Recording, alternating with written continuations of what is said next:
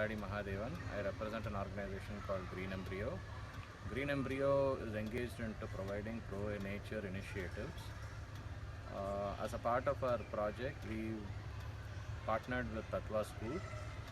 TATVA School is off Old Mahabalipuram Road, and you will see more on how we have taken green initiatives over here. When we started this initiative, we found out that the soil was not very good for doing any kind of growing of plants, especially vegetables and fruits plants. Hello, I'm Balasubramanian from TATVA School. At TATVA, it has always been our philosophy that children should grow up valuing food and the food that they take in, and therefore we decided to incorporate right into our curriculum the practice that children, especially in the early years, grow food and see plants all through their growth cycle and understand the importance of growing good healthy food that they could consume. This is very much in keeping with our long-term goal that children should grow up into good citizens with a healthy respect for nature and the world they live in.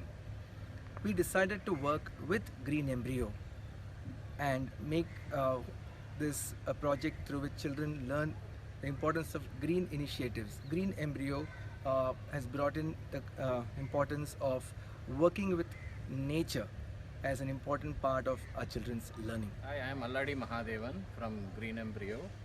Green Embryo works towards pro-nature initiatives. When Bala approached us first, it was quite interesting. Bala wanted to have a school where the greenery is not ornamental flowers and grasses, Korean grasses that are grown, but it's more related to food, growing food, and he wanted it to be done by the children in the school. So this automatically, this we thought is very important for children to learn, and it's part of our objective. Now coming back to Bala, we are going to see how this all came through. So Bala, when you said that it is very important that your child should know about growing food, about green initiatives, can you just tell me that how you have inculcated into them? What do they do actually? Okay. There are a few things that they do. For example, we did right at the time when we entered this campus, we felt that the campus should first of all represent life that the children themselves grow. So we had them plant a lot of fruit trees, a number of fruit trees which they would grow with. We wanted plants that would grow with the children and whose fruit they would see in their growing years as they grow with the school. That was the first thing that we felt. Even today our children know who planted which tree. We are waiting for the trees to grow a little stronger before we can put those children's names on them to show who planted them. They take a lot of pride in seeing their plant grow. And with the start of the new academic year, we decided to start on an initiative of growing a food crop within the school premises. We wanted children to see that full cycle of a plant starting from a small seed growing into a sapling and then into a full grown plant, the flowers, and then the bees that come along, the bees and the butterflies that come along, hopping from flower to flower, and eventually turning into the fruit that they can actually harvest. We wanted them to see that cycle, and thanks to your advice, of course, we chose a very nice crop which turned out to be quite hardy. Our first effort at growing it, and it turned out, while it was a little bit of a challenge in between, nature decided to give us a pleasant surprise with one spurt of growth, and now we have something that our children can see in measurable quantity. So that is another initiative that we had taken.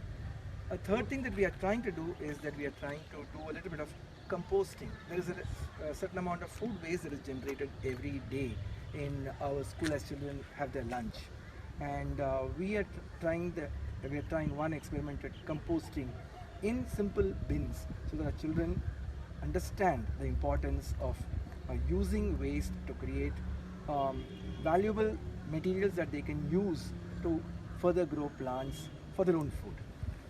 Thank you, Bala. Like Bala said, when I came over here, this place is on the foothills of a stone quarry. The soil is not very conducive to grow anything. So there are a lot of people who came and advised the institution on going ahead and filling it up with soil and raising crops, but we decided not to do so. Instead, we thought we will bring in simple traditional methods which will automatically build a living soil. When I say a living soil, use a lot of green manure back into the soil that brings life into the soil. And to start with, we started with growing green gram.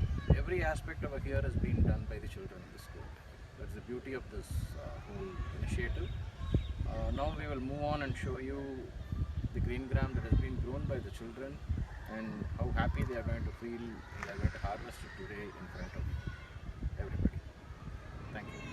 As a part of our growing initiative at TATVA school and our green initiative, the first thing that we did was bringing up a calendar. This calendar works with the school's calendar on what kind of crops can be grown by the children when the school is there and what crops can be there when the school is closed. So the first crop that we came up with was with the green gram, as I mentioned to you earlier. This is to build the nitrogen fixation in the soil, and this is to increase the soil nutrients.